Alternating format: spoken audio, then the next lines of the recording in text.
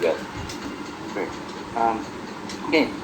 So Hare Krishna, everyone. So Kunal Prabhu asked me to speak about the building blocks of the physical universe. This is going to be a physics talk. I apologize, but I'll try to make it as simple as I can. Here is the slide on the history of the universe. I know most of you don't like Big Bang, but I'm sorry, this is the best we have in science to explain the origin and evolution of the universe. So we start with Big Bang at time t equal to 0. So as you go to the right in this plot, then the time increases and the energy decreases. So energy and time, they're anti-correlated with each other. So as you increase the time, then your energy goes down in the universe. And so we have some phase in the very early stage of the universe that's called inflation, where the universe underwent an exponential expansion, and that's why we have the universe isotropic and homogeneous at large scale. Then as the universe expanded and cooled down, the temperature decreased, and then at some point you have all these particles produced after the inflation. It's called reheating, where all the elementary particles that we know of were produced. And then again, as you increase the time, so the universe cooled further, and then you start producing the neutral particles, like the atoms and the molecules. Okay, and this is called the nucleosynthesis, where you start producing all the neutral particles, and then they merge together under the influence of gravity, and then they start producing all the structure. Okay, so that's how we get all the structure, all the galaxies, galaxy clusters, and so on, stars and whatnot in the universe, starting from the Big Bang. Now, so this is all very well understood in physics and mathematics. However, there are two regimes which are not very well understood, and that's where I think we can make some contributions in terms of the philosophy of the East. The one thing is, before this epoch, before some time t equal to which is 10 to minus 43 seconds, that's the Planck time. So really, physics cannot explain anything before that. So if we ask questions like what caused the Big Bang, or what existed before Big Bang, so these are questions that physics cannot answer at the moment. Okay? And I don't think it will be able to answer in any time. So this is something that one needs to bring in other areas of research, like consciousness, philosophy, and so on, in order to understand this aspect. And the other aspect is about the formation of the living organisms from inert atoms and molecules. Okay?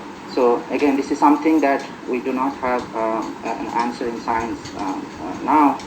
That how could you form living organisms from the inert atoms and molecules? So we'll hear about this Atma paradigm from Akhandari Prabhu. So he will shed some more light on this aspect. But in science, we do not have an answer to that. Okay, so I'll just focus on the regime which is between these two vertical lines, and I'll try to explain what science tells us about the fundamental building blocks that form all the complex structures that we see around us. So this is known as the standard model of particle physics, where we have these basic elementary particles. And we believe that because of the interactions between these elementary particles, we do form all the structures, all the stars, galaxies, and so on in the universe. So all these particles, they are divided into two categories. One is called the fermions, or they are spin half particles.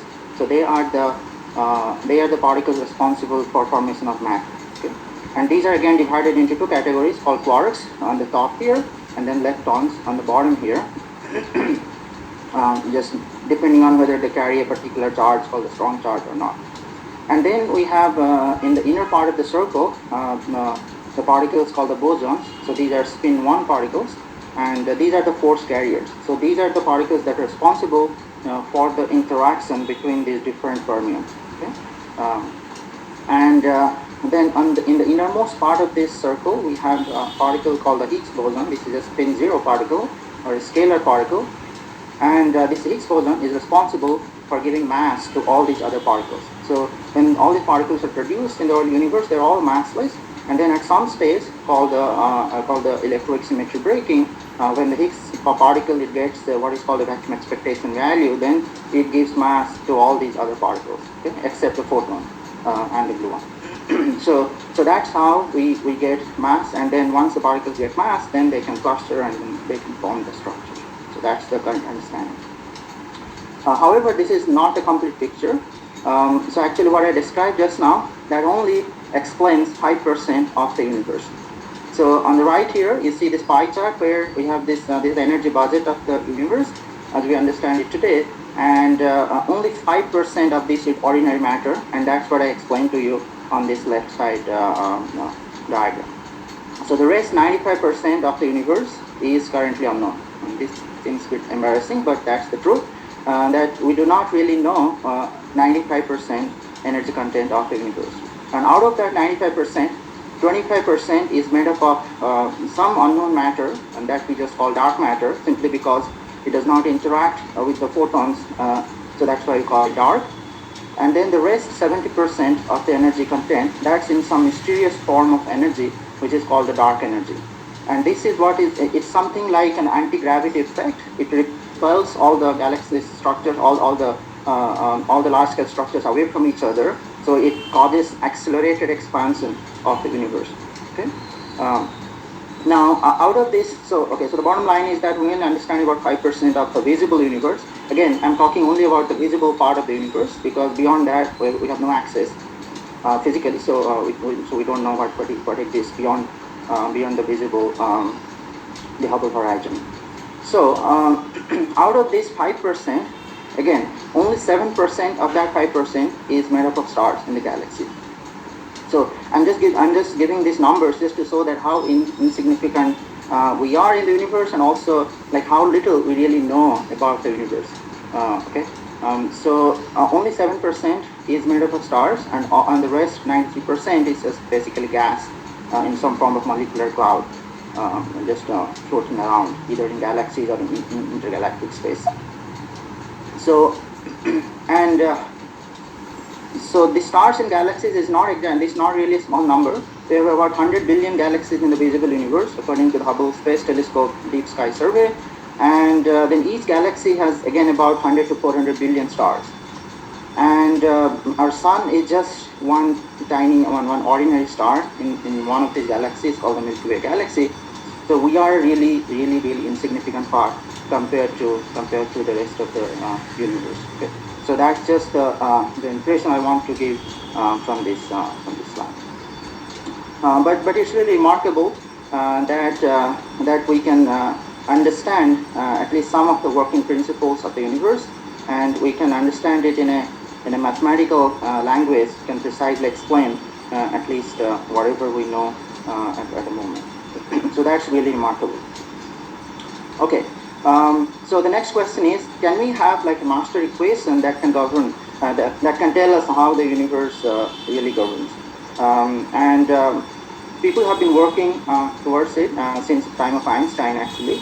But this equation is not equal to mc squared. It is something more fundamental and more deeper than that. So what we have so far is this.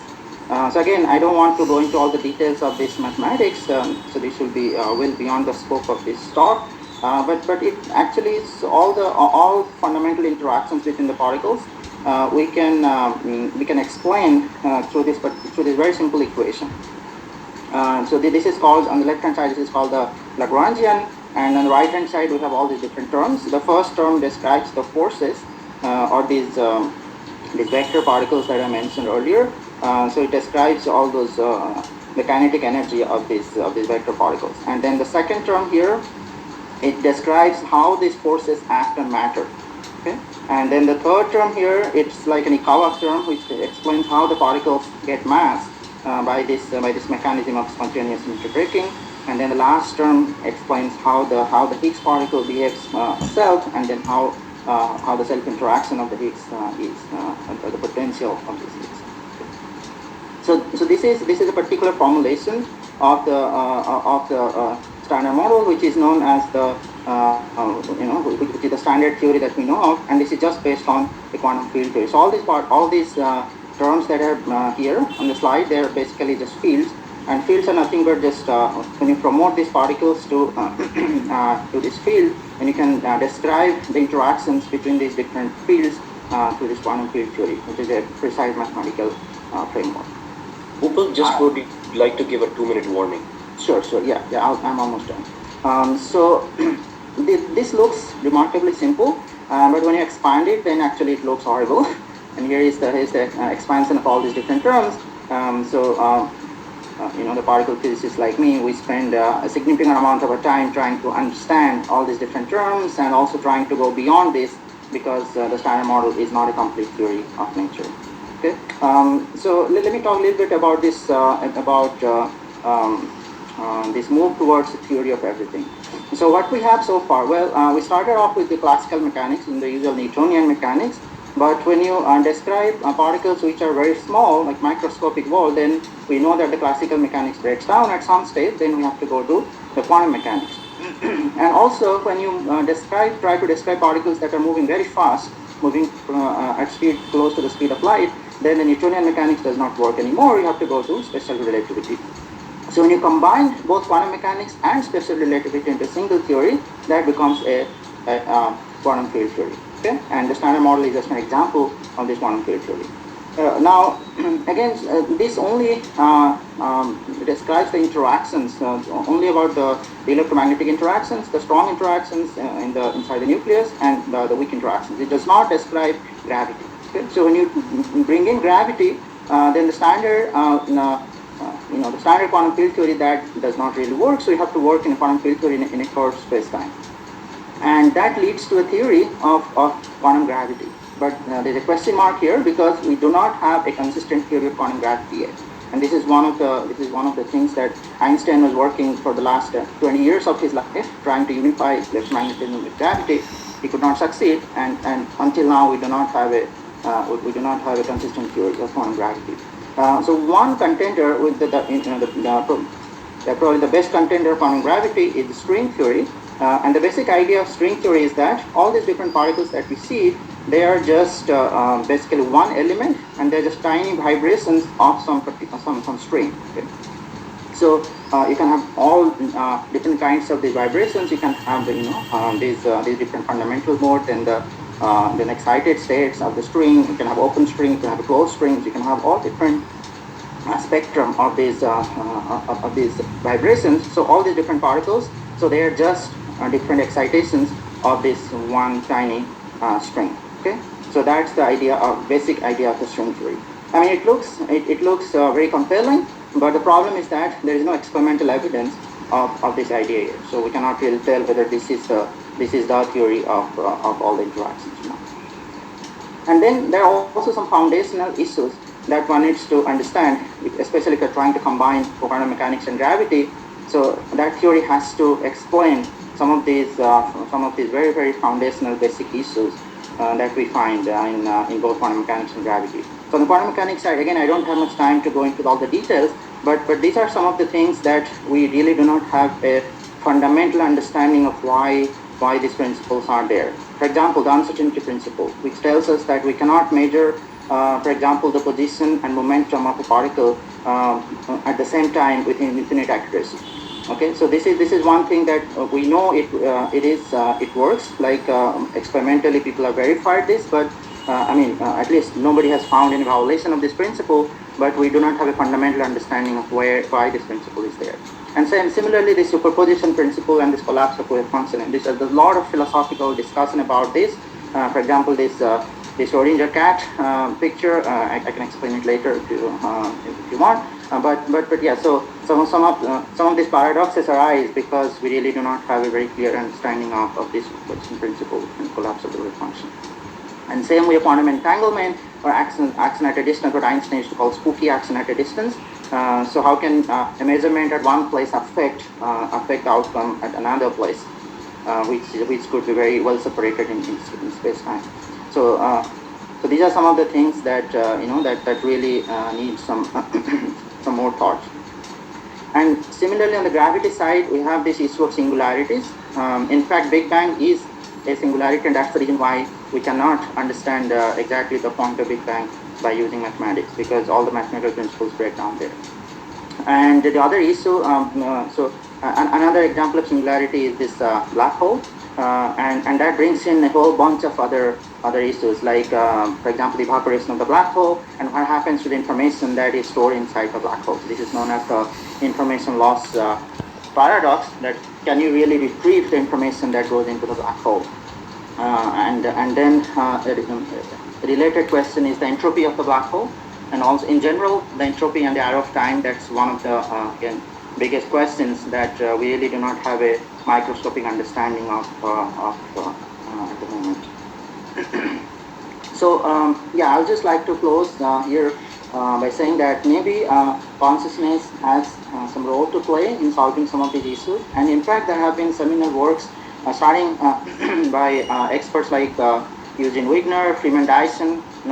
They in fact they invented this term called quantum mind or quantum consciousness, and then recent works by Roger Penrose and Stuart Hameroff, who they have this orchestrated objective reduction idea and so on. So maybe some of these could explain these foundational issues, but certainly more work needs to be done in these areas. So I'll just stop there and see if there are any questions. Thank you. Thank you very much. Any questions? I see there are already a couple of questions, but we have time only for one very quick question.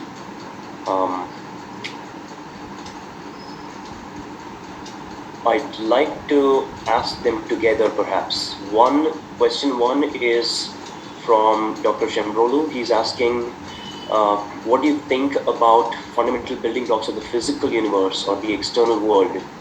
As described in the Purana, there is no description of gravity, Big Bang, elementary particles. Well, not in the usual sense, but that's sort of what he says. And the second question is, are there any particles that come close to the size of the consciousness particle or the soul, as we know, 1,000 the tip of the hair, as has been mentioned, and are there any interesting avenues to explore there in terms of are there any particles in a constant flux of manifestation, or are they permanently present in space and time?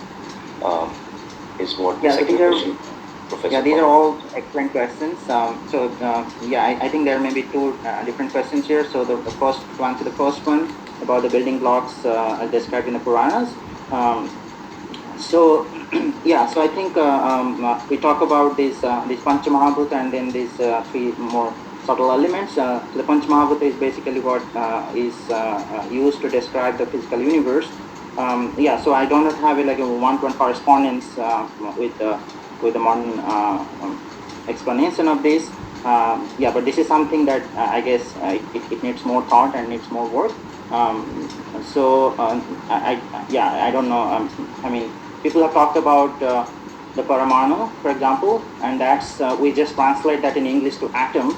But certainly we know that atom is not the most fundamental. The more fundamental are these electrons and quark. But how exactly that is described in terms of the Puranic cosmology, I do not know much about that. Now, about the size of these particles, so all these fundamental particles I described, so as far as we know, they are point particles. By point, I mean to say that we do not have any evidence of an internal structure of these particles. Okay, so then there's basically no point in talking about the size of the point, because the point by definition there is no size to the point.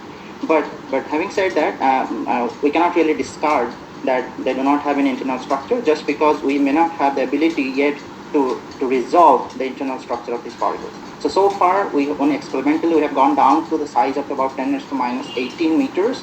So that's the size that's currently being probed, for example, at the Large Hadron Collider. But there could be some internal structure to electron below that size, which we do not have the resolution to detect yet. So that's the answer I would give to the size of these particles. Excellent.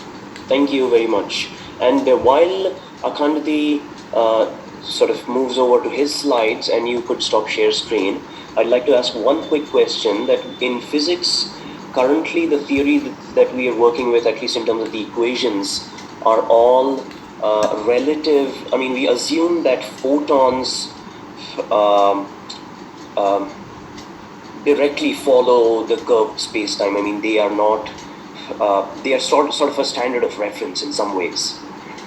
And the photons are also interesting in terms of the energy content of the universe, right?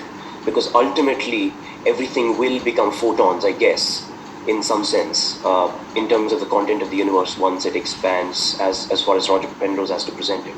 Is there anything interesting for us to explore there? And is that relationship in the equations in terms of the sort of absoluteness of the motion of photons, is that real, or is that just a mathematical artifact?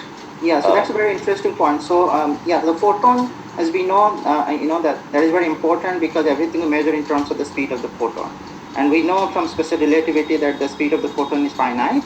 And nothing can really move faster than the speed of the photon, and that's why everything is limited. I mean, that's like the fundamental speed limit in the universe.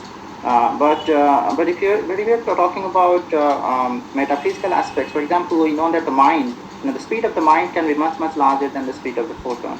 But I don't know whether that's like a physical speed that one can measure. I don't know about that yet. But at least if we just think about it, mind can travel from here to anywhere within like a fraction of the second, and that's definitely much beyond the speed of the photon.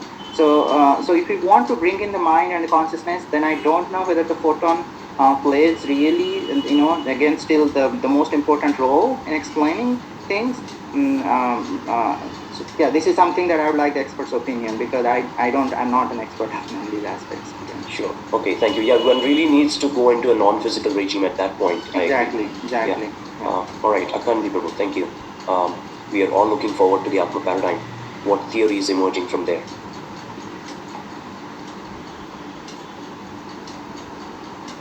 You're still muted. Okay. Thank you very much, Kumar, for the introduction. And thank you, Gopal. That was really interesting, and many topics that you have raised are, I'm going to try and address them. I won't be dealing with the origin of life, but I certainly, this will be more to do